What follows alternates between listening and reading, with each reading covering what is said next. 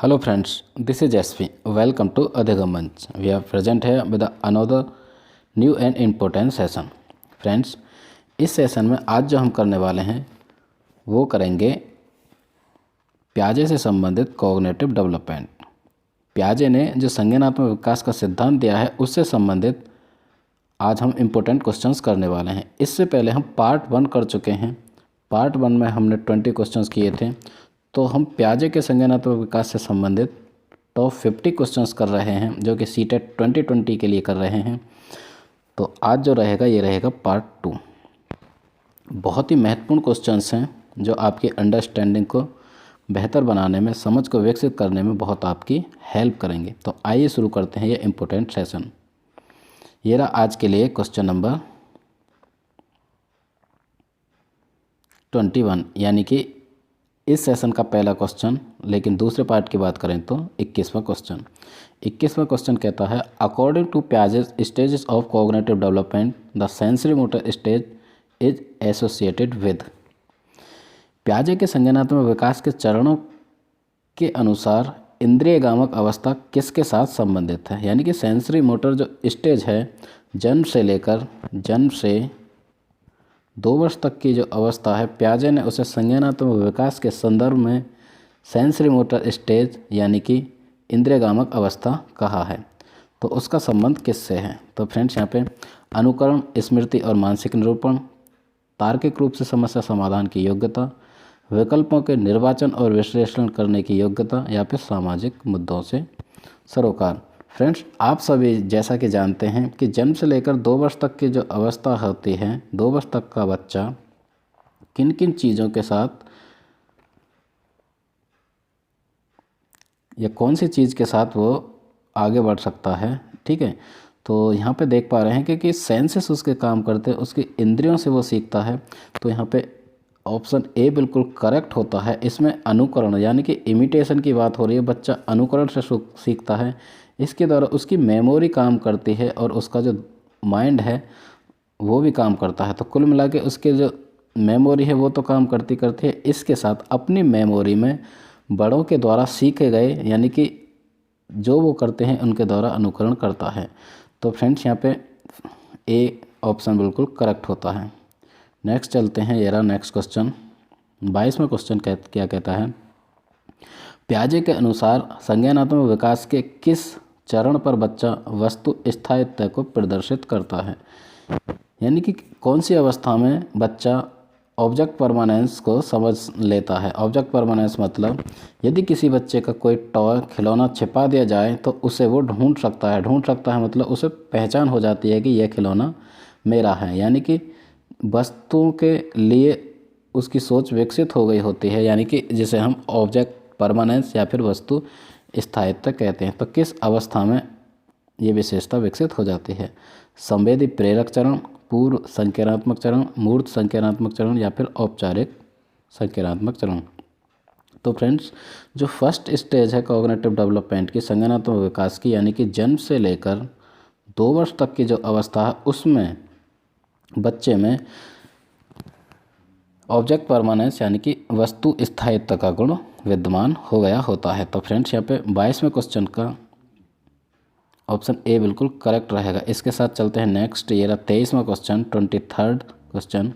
पियाजे के अधिगम के संज्ञानात्मक सिद्धांत के अनुसार वह प्रक्रिया जिसके द्वारा संज्ञानात्मक विकास को संशोधित किया जाता है कहलाती है।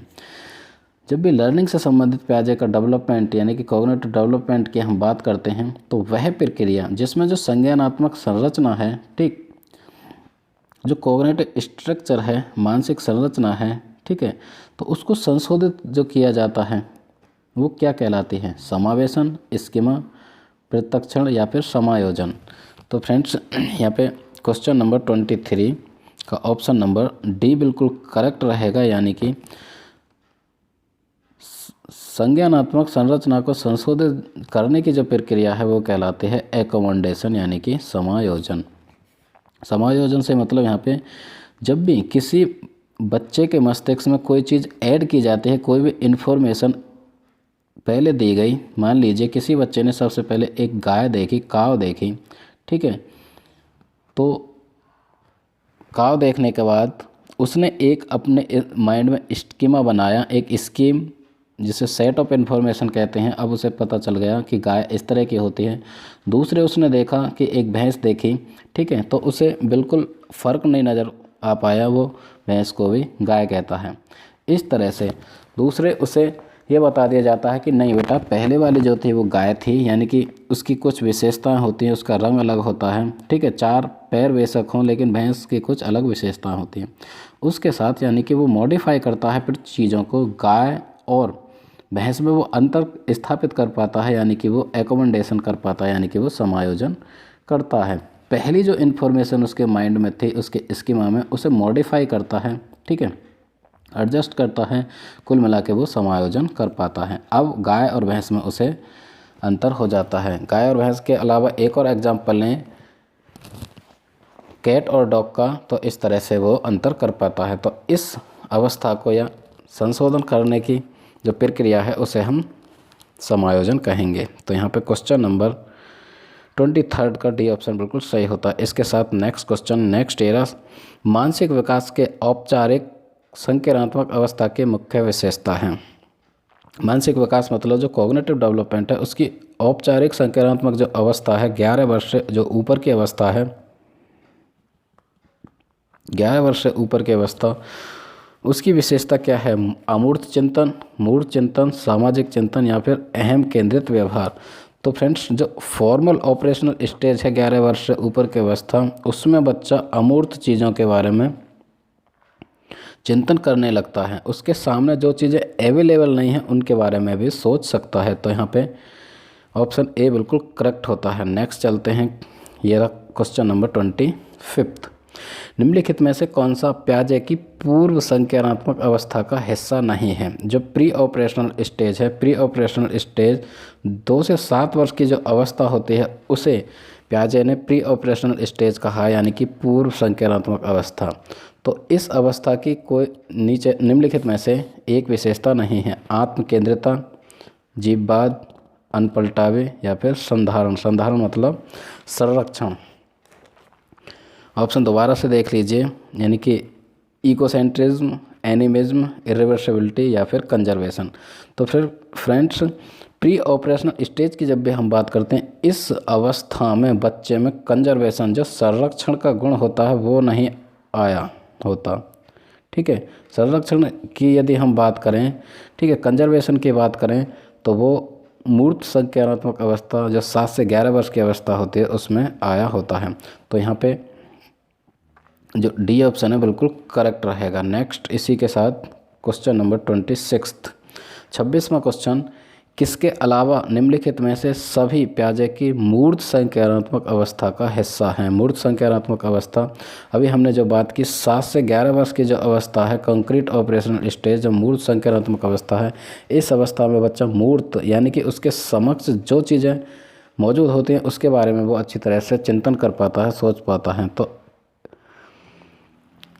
अवस्था का मतलब हिस्सा है। एक के अलावा बाकी 3 मूर्त संज्ञानात्मक अवस्था के विशेषता हैं, एक नहीं है: पलटावे, आगमनात्मक तर्कणा या फिर दैशिक चिंतन या फिर संरक्षण का अभाव। फ्रेंड्स, यदि लैक ऑफ कंजर्वेशन की बात करें तो ये बिल्कुल ऑप्शन के क्वेश्चन के हिसाब से ये रहेगा, क्योंकि संरक्षण का उसमें अभाव नहीं होता, लैक ऑफ कंजर्वेशन नहीं होता, क्योंकि संरक्षण तो इस अवस्था में आ गया होता है। संरक्षण आ गया होता है, क्लासिफिकेशन आ गया होता है, एंड और आ गया होता है फ्रेंड्स क्रम निर्धारण, ठीक है। तो यहाँ पे डी ऑप्शन बिल्कुल करेक्ट रहेगा। नेक्स्ट चलते हैं इसी के साथ, ये रहा क्वेश्चन नंबर 27वां क्वेश्चन, सीता ने हाथ से दाल और चावल खाना सीख लिया है। सीता नाम की कोई एक बच्ची है, वो हाथ से खाना खाना सीख लिया, उसने दाल चावल खा सकती है।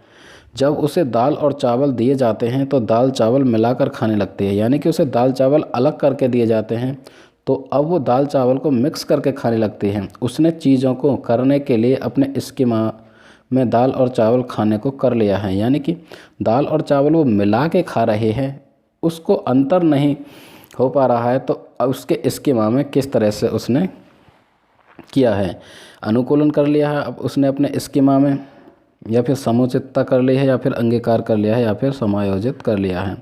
यानी कि एसिमुलेटेड कर लिया है उसने, या फिर एप्रोप्रिएटेड कर लिया है, या फिर इनिशिएटेड कर लिया है, या फिर एकोमेंडेशन कर लिया है। तो फ्रेंड्स यहाँ पे क्वेश्चन नंबर 27 की यदि हम बात करें तो क्वेश्चन नंबर 27 का ए ऑप्शन बिल्कुल करेक्ट रहेगा, यानी कि उसने एसिमुलेट कर लिया है। एसिमुलेट से मतलब है सबसे पहले उसे बताया गया कि दाल चावल इस तरह से खाते हैं, उसने दाल चावल को सीख लिया, यानी कि अपने माइंड में एक स्कीमा उसने बना लिया, एक स्कीम, सेट ऑफ इन्फॉर्मेशन, एक इन्फॉर्मेशन उसके मस्तिष्क, उसके माइंड में सेट हो गई कि हाँ ये दाल चावल है, इसको इस तरह से खाया जाता है। उसके साथ दाल चावल अलग अलग करके दिए जाते हैं उसे, तो वो उन दोनों को मिलाकर खाने लगते हैं। मिलाकर खाने का मतलब उसे वो अनुकूलित हो जाती है, यानी कि वो एसिमुलेट कर लेती है। अब दाल और चावल दो जो चीज़ हैं उनके साथ उसको वो समायोजन नहीं कर पा रही, मतलब अपने स्कीमा में नई चीज़ों को वो पहचान नहीं कर पा रही कि दाल अलग है और चावल अलग है, इसलिए वो दोनों को मिक्स करके खाने लगती है, यानी कि दोनों को मिला लेती हैं। तो इस अवस्था में, यानी कि इस विशेषता को एसिमुलेशन कहते हैं, यानी कि अनुकूलित। तो ऑप्शन नंबर ए बिल्कुल करेक्ट रहेगा। नेक्स्ट चलते हैं 28वां क्वेश्चन। सीखने की तत्परता, readiness for learning refers to. जो सीखने की तत्परता है, प्याजे मानते हैं कि जब तक बच्चा तत्पर नहीं होगा सीखने के लिए, मेच्योरिटी के साथ साथ, परिपक्वता के साथ साथ बच्चे के लिए रेडीनेस भी बहुत ज़रूरी है, तब तक वो किसी चीज़ को नहीं सीख पाएगा। तो सीखने की जो तत्परता है किस ओर संकेत करती है? सीखने की सातत्य में विद्यार्थियों का वर्तमान संज्ञानात्मक स्तर, या फिर सीखने के कार्य की प्रकृति को संतुष्ट करना, या फिर थॉर्नडाइक का तत्परता का नियम, या फिर शिक्षार्थियों का सामान्य योग्यता स्तर। तो फ्रेंड्स यहाँ पे सीखने की जो तत्परता है वो जो रेफर करेगी वो करेगी present cognitive level of students in the learning continuous. ठीक है, कॉन्टिन्यून, यानी कि जो नंबर 28 का ए ऑप्शन बिल्कुल करेक्ट रहेगा, यानी कि present cognitive level of students in learning continuum, यानी कि सीखने की जो तत्परता है विद्यार्थियों को वर्तमान संज्ञानात्मक स्तर रहेगा। ठीक, सबसे पहला जो स्तर रहेगा वो रेडीनेस रहेगी। जब तक बच्चे तत्पर नहीं रहेंगे वो किसी चीज़ को नहीं सीख पाएंगे। तो क्वेश्चन नंबर 28 का ऑप्शन ए बिल्कुल सही होता है। नेक्स्ट चलते हैं क्वेश्चन नंबर 29, 29वां क्वेश्चन। देखिए क्या भयंकर क्वेश्चन है। लैंग्वेज को यदि आप पढ़ेंगे, very very very very important question, कितना बड़ा किया गया है, लेकिन इसका आंसर एक वर्ड का ही सिंपल आंसर रहेगा, इसलिए आप क्वेश्चन को देखकर घबराएं नहीं और अच्छी तरह से पहले उसे पढ़ें और समझने की कोशिश करें। आइए इसे डिस्कस करते हैं। एक शिक्षिका दो एक समान गिलासों को प्रदर्शित करते हैं। कोई एक टीचर है, उसके पास दो एक जैसे बिल्कुल एक समान गिलास हैं जो जूस की समान मात्रा से भरे हुए हैं। दोनों में जूस है। जूस की क्वांटिटी की यदि हम बात करें तो बिल्कुल समान है। वह उन्हें दो विभिन्न गिलासों में खाली करती हैं, जिसमें से एक लंबा और दूसरा चौड़ा गिलास है। अब अलग से दो गिलास उसने ले लिए, एक टीचर ने, उसमें समान मात्रा के में जो जूस था उसे दो गिलासों में कर देती है। एक लंबा है थोड़ा और एक थोड़ा चौड़ा है। ठीक है,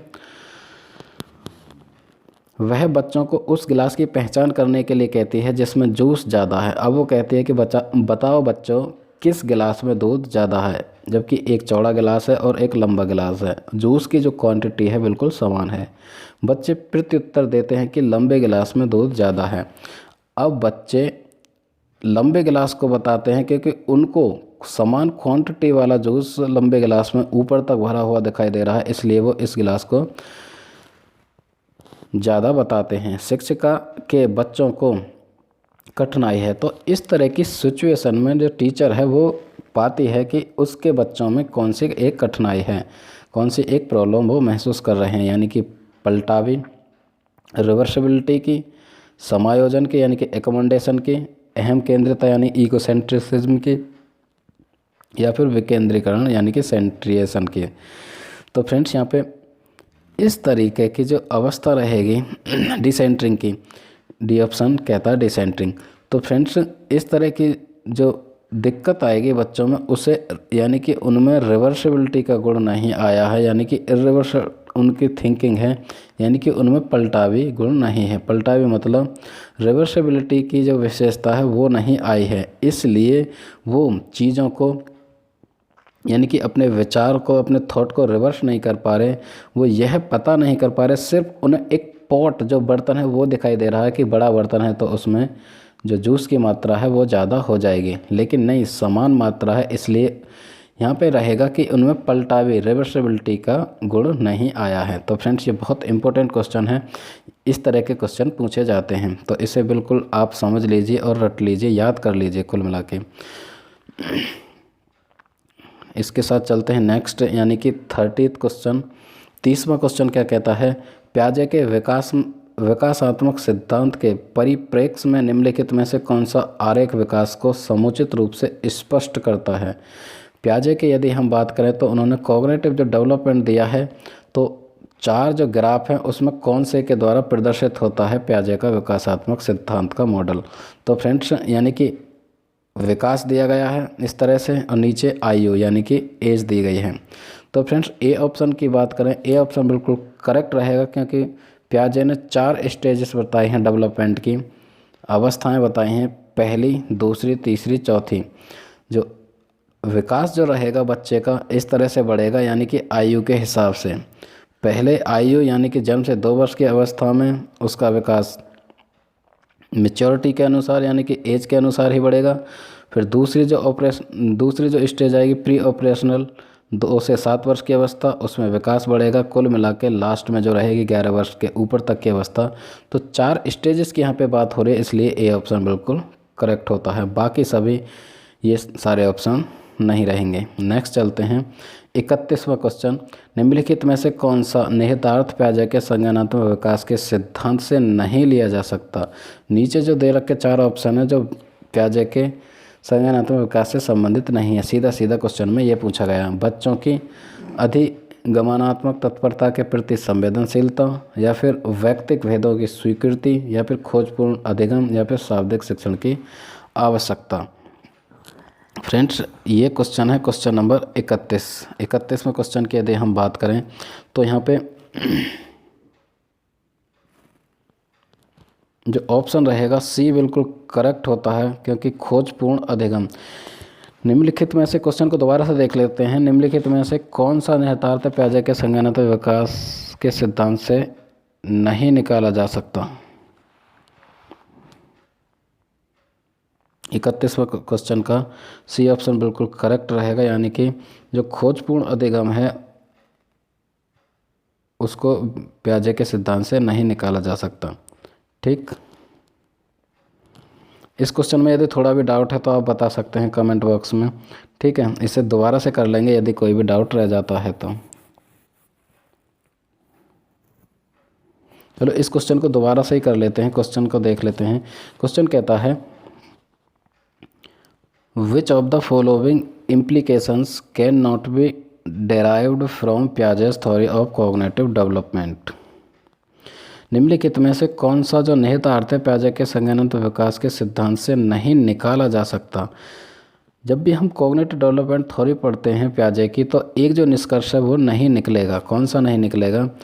एक ही बात करें, बच्चों की अधिगमनात्मक तत्परता के प्रति संवेदनशीलता, ये बिल्कुल सही है, ये प्याजे की एक विशेषता है उनके कॉग्निटिव डेवलपमेंट की, कि बच्चों की जो लर्निंग है वो तत्परता के साथ आगे बढ़ेगी। इसके बाद वैयक्तिक भेदों की स्वीकृति, बिल्कुल सही। इंडिविजुअल डिफरेंसेस की यदि हम बात करें तो प्रत्येक बच्चा अपनी आइडेंटिटी के साथ सीखेगा। खोजपूर्ण अधिगम की वो बात करते हैं, बिल्कुल सी ऑप्शन यहाँ पे नहीं हटेगा, क्योंकि बच्चे एक्सप्लोर करेंगे, डिस्कवरी करेंगे, तभी वो सीख पाएंगे। ठीक है, खोजपूर्ण प्रवृत्ति होनी चाहिए। तो यहाँ पे जो लास्ट वाला शाब्दिक शिक्षण की आवश्यकता, डी ऑप्शन जो है प्याजे के संज्ञानात्मक विकास का एक विशेषता नहीं है।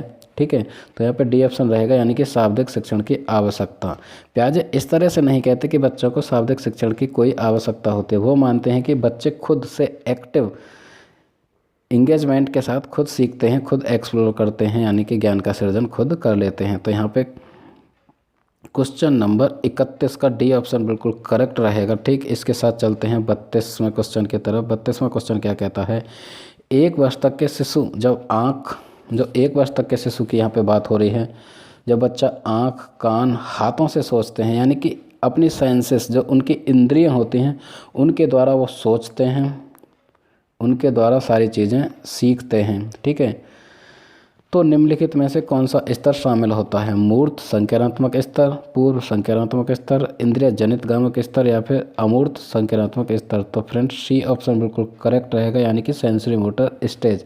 इंद्रिय जनित जो गामक अवस्था है जिसमें सेंसेस एज टीचर कहे जाते हैं, बच्चा अनुकरण के द्वारा सीखता है और अपनी इंद्रियों के द्वारा सीखता है, जो कि जन्म से 2 वर्ष तक की अवस्था होती है। तो कुल मिला के यहाँ पे सी ऑप्शन बिल्कुल करेक्ट रहेगा। फ्रेंड्स यदि इस सेशन से थोड़ी भी आपको हेल्प मिल रही है तो हमारे सेशन को लाइक करें, कमेंट करें, शेयर करें, और अभी तक आपने हमारा चैनल सब्सक्राइब नहीं किया है तो सब्सक्राइब करें। यदि कोई भी क्वेरी या फिर क्वेश्चन से रिलेटेड कोई डाउट रह जाता है तो हमें कमेंट बॉक्स में ज़रूर से बताएं, क्योंकि नेक्स्ट पार्ट में हम सारे डाउट क्लियर करने की कोशिश करेंगे। इसके साथ चलते हैं 30th क्वेश्चन, यानी कि 33वां क्वेश्चन। 33वां क्वेश्चन कहता है, छिपी हुई वस्तुएं ढूंढ निकालना इस बात का संकेत है कि शिशु निम्नलिखित में से किस संज्ञानात्मक कार्य में दक्षता प्राप्त कर चुका है? प्याजे के अनुसार, यानी कि बच्चा अपनी मतलब छिपी हुई वस्तु, मान लीजिए उनका कोई खिलौना हमने छिपा दिया, कोई वस्तु उनकी छिपा दी, तो उसे वो ढूंढ लेते हैं। कुल मिला के ये जो विशेषता है प्याजे के संज्ञानात्मक विकास से संबंधित कौन सी रहेगी? यानी कि स्वाभिप्राय व्यवहार, वस्तु स्थायित्व, समस्या समाधान या फिर प्रयोग करना। तो फ्रेंड्स ये जो विशेषता है प्याजे के कॉग्निटिव डेवलपमेंट की, ये रहेगी ऑब्जेक्ट परमानेंस, यानी कि वस्तु स्थायित्व। वस्तु स्थायित्व की यदि हम बात करें तो जन्म से 2 वर्ष तक की जो अवस्था है उसमें ही 2 वर्ष तक बच्चे में वस्तु स्थायित्व, ऑब्जेक्ट परमानेंस का गुण विकसित हो गया होता है। वो अपनी खोई हुई या छिपाई हुई चीज़ों को ढूंढ पाता है, मतलब वो अपनी चीज़ जो उसके लिए पहले दिखा दी जाए और बता दी जाए कि आपके लिए है तो वो उसे अच्छी तरह से ढूंढ पाता है। तो वस्तु स्थायित्व की जो ऑब्जेक्ट परमानेंस की जो गुण है या विशेषता है वो जन्म से लेकर 2 वर्ष तक की अवस्था, यानी कि सेंसरी मोटर स्टेज में ही आ गई होती है। तो यहाँ पे बी ऑप्शन बिल्कुल करेक्ट रहेगा। इसके साथ चलते हैं 34वां क्वेश्चन, यानी कि 34th क्वेश्चन। प्रचलित योजनाओं में नई जानकारी जोड़ने को किस नाम से जाना जाता है? प्रचलित योजना मतलब किसी बच्चे के, किसी इंसान के मस्तिष्क यानी कॉग्निशन में कोई भी इन्फॉर्मेशन जब जोड़ी जाती है, पहले से कोई इन्फॉर्मेशन है, ठीक है, फिर दोबारा से कोई इन्फॉर्मेशन ऐड की गई तो उसे क्या कहा जाएगा? समायोजन या फिर साभ्यधारण, आत्मसात्करण या फिर संगठन।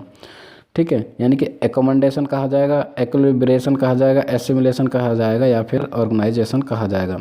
तो जब पहले कोई इन्फॉर्मेशन दे दी गई हो किसी के स्कीमा उसका तैयार हो गया हो सेट, उसके बाद यदि नई इन्फॉर्मेशन, कोई दूसरी इन्फॉर्मेशन ऐड की जाए तो उसे एसिमिलेशन यानी कि आत्मसातीकरण या आत्मसात्करण कहते हैं।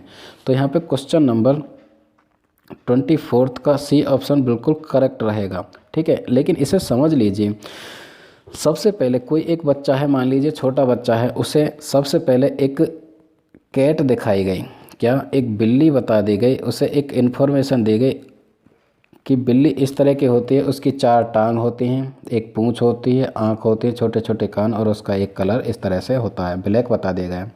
ठीक है, तो अब बच्चे ने अपने मस्तिष्क में, अपने माइंड, अपने कॉग्निशन में एक स्कीमा तैयार कर लिया। क्या स्कीमा? बिल्ली का, कि बिल्ली इस तरह की होती है। ठीक, इसके बाद उसने अब इसी तरह का एक डॉग, एक कुत्ता देखता है वो, और उसको भी बिल्ली कहने लगता है, क्योंकि अभी तक उसने समायोजन नहीं किया है कि बिल्ली और कुत्ते अलग अलग होते हैं। अब उसने ब्लैक रंग का एक डॉग देखा, उसने पाया कि उसकी 4 टांग हैं, आँखें हैं 2 और 2 कान हैं। अब उसको भी वो क्या कहता है? बिल्ली कहता है, यानी कि कैट कहता है। ठीक, तो लेकिन दोबारा से उस बच्चे को बताया जाता है कि पहले जो चीज़ थी वो बिल्ली थी, यहाँ पे कुत्ता था। अलग से उसमें डिफ्रेंशिएट करके बताया जाता है कि जो बिल्ली होती है उसकी अलग से विशेषता होती हैं, मतलब वो म्याऊं म्याऊं करती है, और जो डॉग, जो कुत्ता है, वो भाव भाव करता है। तो कुल मिला के अब पहले जो स्कीमा था उसमें नई चीज़ ऐड की गई, यानी कि दूसरी इन्फॉर्मेशन ऐड की गई। ठीक है, यानी पहले बिल्ली की विशेषता बताई गई, अब कुत्ते की विशेषता बता दी गई। अब दोबारा से स्कीमा तैयार किया, ठीक है। अब उसने एकोमोडेशन यानी कि समायोजन स्थापित करने के साथ उसने एक बैलेंस प्रतिस्थापित किया कि कुत्ता अलग होता है और बिल्ली अलग होती है, ठीक है। अब वो दोनों में डिफ्रेंशिएट कर पा रहा है, दोनों को भिन्न भिन्न तरीके से पहचान पा रहा है। तो कुल मिला के पहले इन्फॉर्मेशन जो थी, पहला स्कीमा जो तैयार था बच्चे के मस्तिष्क में, उसमें नई जो चीज़ ऐड की, नई इन्फॉर्मेशन ऐड की, तो उसे एसिमुलेशन कहते हैं, यानी कि आत्मसातीकरण। क्लियर। तो यहाँ पे क्वेश्चन नंबर 34 का सी ऑप्शन बिल्कुल करेक्ट होता है। अब हम चलते हैं next question number 35। Question number 35 कहता है, प्याजे के सिद्धांत के अनुसार निम्नलिखित में से कौन सा व्यक्ति के संज्ञानात्मक विकास को प्रभावित नहीं करेगा? कौन सा एक प्रभावित नहीं करेगा? भाषा, सामाजिक अनुभव, परिपक्वन या क्रियाकलाप? तो प्याजे के संज्ञानात्मक विकास के अनुसार जो लैंग्वेज है, भाषा है, वो प्रभावित नहीं करेगी। ठीक, इसके साथ चलते हैं नेक्स्ट 36वां क्वेश्चन। प्याजे अनुमोदन करते हैं कि पूर्व संज्ञानात्मक बच्चे याद रखने में असमर्थ होते हैं। पूर्व संज्ञानात्मक जो बच्चे हैं यानी कि 2 से 7 साल तक के बच्चे याद करने में असमर्थ रहते हैं। निम्नलिखित कारकों में से किसको उन्होंने इस असमर्थता के लिए जिम्मेदार ठहराया है? तो फ्रेंड्स, यदि बच्चे याद करने में असमर्थ हैं, वो भी पूर्व संज्ञानात्मक अवस्था 2 से 7 वर्ष की अवस्था, तो उन बच्चों में यानी कि इरिवर्सिबिलिटी ऑफ थॉट है, यानी कि विचार के अनुत्क्रमणीयता यानी कि पलटावे का गुण उनमें विकसित नहीं हुआ है, तो इसलिए वो याद करने में असमर्थ हैं। ये जो क्वेश्चंस करा रहे हैं बहुत ही इंपॉर्टेंट हैं, इन क्वेश्चन से आपको बहुत हेल्प मिलने वाली है।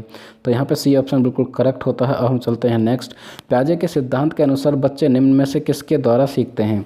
प्याजे के जो सिद्धांत है किसके द्वारा सीखते हैं? सही प्रकार से ध्यान लगाकर जानकारी को याद करना, समाज के अधिक योग्य सदस्यों के द्वारा उपलब्ध कराए गए सहारे के आधार पर, या फिर अनुकूलन प्रक्रियाएं।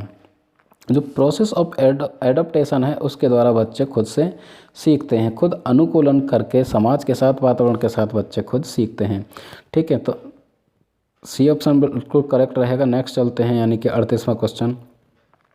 प्याजे के अनुसार 2 से 7 वर्ष तक के जो बीच की अवस्था है, एक बच्चा संज्ञानात्मक विकास अवस्था में है, तो उसको क्या कहेंगे? पूर्व संक्रियात्मक अवस्था, औपचारिक, मूर्त संज्ञानात्मक या फिर संवेदी। तो उसे प्री ऑपरेशनल स्टेज कहेंगे, यानी कि 2 से 7 वर्ष की अवस्था को प्री ऑपरेशनल स्टेज कहते हैं। क्वेश्चन नंबर 38 का ए ऑप्शन बिल्कुल करेक्ट होता है। अब हम चलते हैं नेक्स्ट यानी कि 39वां क्वेश्चन। नवीन जानकारी को शामिल करने के लिए वर्तमान स्कीमा में बदलाव की प्रक्रिया कहलाती है। जो नवीन जानकारी हमने शामिल की, ठीक है, वर्तमान स्कीमा में नई जानकारी हमने ऐड करी, तो वो प्रक्रिया क्या कहलाती है? ठीक, यहाँ पे क्वेश्चन नंबर 39, अनुकूलन, आत्मसातीकरण, समायोजन या फिर अहम केंद्रण। तो फ्रेंड्स, वो जो नई इन्फॉर्मेशन ऐड करने की जो प्रक्रिया है उसे हम कहते हैं समायोजन। ठीक है, नहीं, समायोजन नहीं रहेगा, यानी कि ये रहेगा आत्मसातीकरण, यानी कि एकोमोडेशन नहीं, बी ऑप्शन रहेगा एसिमुलेशन। ठीक है, तो क्वेश्चन नंबर 39 का आत्मसातीकरण रहेगा, यानी कि एसिमुलेशन। नेक्स्ट चलते हैं, लास्ट क्वेश्चन रहेगा यहाँ पे इस सेशन का। अमूर्त वैज्ञानिक चिंतन के लिए, अमूर्त यानी कि फॉर्मल थिंकिंग की बात हो रही है, अमूर्त वैज्ञानिक चिंतन के लिए एब्स्ट्रैक्ट चिंतन की यहाँ पे बात हो रही है। एब्स्ट्रैक्ट थिंकिंग जो होती है, अमूर्त वैज्ञानिक चिंतन के लिए समता का विकास निम्नलिखित अवस्थाओं में किसकी एक विशेषता है? संवेदीगामक, पूर्व प्री ऑपरेशनल या फिर मूर्त संज्ञानात्मक या फिर औपचारिक संज्ञानात्मक। तो फ्रेंड्स, जो लास्ट स्टेज रहेगी यानी कि फॉर्मल ऑपरेशनल स्टेज 11 वर्ष से जो ऊपर की अवस्था है, 11 वर्ष से ऊपर की अवस्था, उसमें बच्चे अमूर्त चिंतन कर पाते हैं, यानी कि एब्स्ट्रैक्ट थिंकिंग उनमें आ गई होती है। तो यहाँ पे औपचारिक संज्ञानात्मक अवस्था रहेगी, यानी कि फॉर्मल ऑपरेशनल स्टेज। तो फ्रेंड्स, प्याजे से संबंधित हमने यहाँ पे टॉप 50 क्वेश्चंस कर रहे थे। चाइल्ड साइकोलॉजी यानी कि मनोविज्ञान से संबंधित टॉप 50 क्वेश्चंस जो हमने प्याजे की थ्योरी से किए, उसका पार्ट 2 हम कर चुके हैं। ऑलमोस्ट हम 40 क्वेश्चन कर चुके हैं। जो नेक्स्ट 10 क्वेश्चन है नेक्स्ट पार्ट में कर लेंगे। आई होप यहाँ से सारी चीज़ें आपको क्लियर हुई होंगी, प्रत्येक कॉन्सेप्ट, प्रत्येक क्वेश्चन क्लियर हुआ होगा। यदि अभी भी कोई डाउट रह जाता है तो हमें कमेंट बॉक्स में ज़रूर से बताएं। और हाँ, यदि आपको थोड़ी भी हेल्प मिलती है तो do like, share, comment and subscribe our channel. इसके साथ मैं एस पे आपसे विदा लेता हूँ।